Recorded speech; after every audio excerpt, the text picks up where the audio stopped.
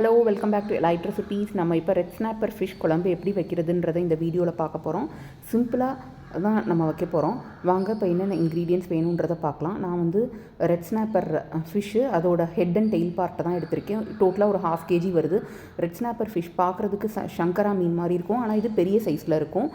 இதுக்கு நான் வந்து ஒரு லெமன் சைஸ் டேமரண்ட் எடுத்திருக்கேன். இந்த சைஸு இதுக்கு நான் வந்து 400 ml வாட்டர் இதில் ஆட் பண்ணுறேன். இது எப்படி ஒரு 1/2 hour தண்ணியிலே ஊறட்டும். இப்போ இதுக்கு நான் வந்து கொஞ்சம் சின்ன வெங்காயம், வெள்ளைப்பூடு, ஒரு தக்காளி எடுத்திருக்கேன்.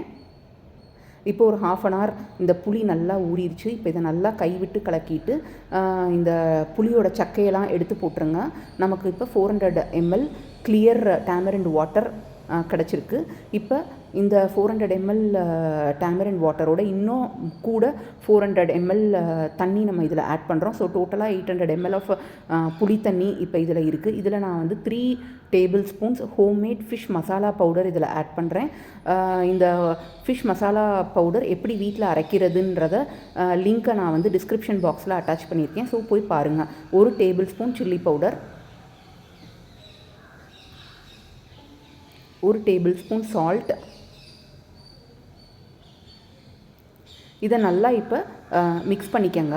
ஸோ இதை நல்லா மிக்ஸ் பண்ணிவிட்டு நீங்கள் லைட்டாக டேஸ்ட் பண்ணி பாருங்கள். உப்பு காரம் எல்லாம் போதுமா, உப்பு காரம் புளிப்பு எல்லாமே இதில் போதுமான்றதை நீங்கள் டேஸ்ட் பண்ணி பாருங்கள். சப்போஸ் எதுவும் பத்தலைன்னா நீங்கள் உங்கள் காரத்துக்கு தகுந்தாப்பில் ஆட் பண்ணிக்கோங்க. இந்த ஹோம்மேட் ஃபிஷ் மசாலா பவுடர் உங்கள்கிட்ட பண்ண முடியலைன்னா நீங்கள் ஆஸ் யூஷுவல் வச்சுருக்க குழம்பு தூளை நீங்கள் இதில் யூஸ் பண்ணிக்கலாம். இப்போ ஒரு ஃப்ளாட் கடாயில் ஒரு 100 ml ஆயில் போர் பண்ணுறேன். இந்த ஆயில் ரெடியானதுக்கப்புறம் கடுகு, வெந்தயம் இதில் ஆட் பண்ணுறேன். கடுகும் வெந்தயம் ஆட் பண்ணால் ஃபிஷ் குழம்புக்கு நல்லாயிருக்கும். இது நல்லா பொரிஞ்சு வரட்டும். வெந்தயம்லாம் நல்லா போட்டால் தான் ஃபிஷ் குழம்பு நல்லா வாசமாக இருக்கும். ஸோ இப்போ நம்ம கட் பண்ணி வச்சுருக்க சின்ன வெங்காயத்தையும் ஆட் பண்ணிக்கலாம். நெக்ஸ்ட்டு வெள்ளைப்பூடையும் ஆட் பண்ணிக்கோங்க. எப்பயுமே ஃபிஷ் குழம்புக்கு கொஞ்சம் எண்ணெய் எக்ஸ்ட்ரா ஊற்றுனீங்கன்னா தான் நல்லாயிருக்கும். ஸோ இப்போது இந்த சின்ன வெங்காயமும் வெள்ளைப்பூடும் நல்லா வெந்திருக்கு. இதில் ஒரு தக்காளியும் சேர்த்துருங்க.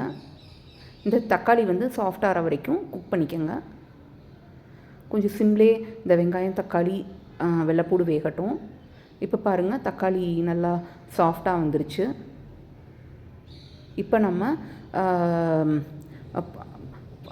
புளி தண்ணியிலே எல்லாமே கரைச்சிருக்கோம்ல, அந்த டேமரண்ட் வாட்டர் 800 ml இதில் ஆட் பண்ணிடுங்க. இப்போ இது நல்லா ஃபுல் ஃப்ளேமில் இருக்கட்டும். இது நல்லா இப்போ கொதிச்சு வரணும். நல்லா மலமலன்னு கொதிச்சு வர்ற வரைக்கும் நீங்கள் வெயிட் பண்ணுங்கள். இப்போ பாருங்கள், நல்லா மலமலன்னு கொதிச்சு வந்துருச்சு. இப்போ நீங்கள் இந்த ஸ்டேஜில் வந்து ஃப்ளேமை வந்து சிம்முக்கு வச்சுருங்க. ஸோ இது வந்து இப்போது சிம்மிலே எப்படின்னு 15 minutes கொதிக்கணும்.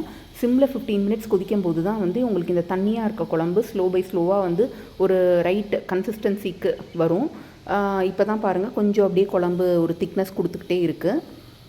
இப்போ இந்த குழம்பு வந்து கொதிக்க கொதிக்க வந்து உங்களுக்கு எண்ணெய் வந்து மேலே அப்படியே மிதக்கணும். எண்ணெய் அப்படியே கக்கிட்டு மேலே வந்து மிதக்கும். ஸோ நான் வந்து இந்த குழம்புக்கு வந்து ஃபிஷ்ஷோட ஹெட் பார்ட்டையும் டெயில் பார்ட்டையும் யூஸ் பண்ணி தான் குழம்பு மேக் பண்ணுறேன். இப்போ பாருங்கள், திக்னஸ் வந்துருச்சு. ஸோ இந்த ஸ்டேஜில் நம்ம வச்சுருக்க ஃபிஷ் பீசஸ் எல்லாமே வந்து அந்த குழம்புல போட்டுருங்க. இந்த ஃபிஷ் பீஸ் எல்லாம் போட்டுட்டிங்கன்னா அந்த பீசஸ் எல்லாமே வந்து குழம்புல உள்ளே மூழ்கிருக்கணும், இம்மர்ஸ் ஆகிருக்கணும். இப்போ பாருங்கள், ஃபிஷ் பீசஸ்லாம் நம்ம எல்லாம் உள்ளே போட்டுட்டோம். இப்போ குழம்பு வந்து நல்லா ஒரு கொதி வரணும்.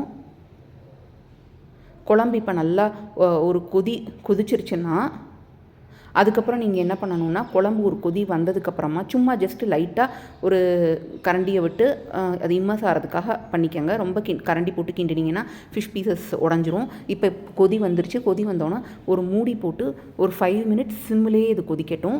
ஒரு 5 minutes போதும். அதுக்கப்புறம் நீங்கள் ஃப்ளேமை டர்ன் ஆஃப் பண்ணிடுங்க.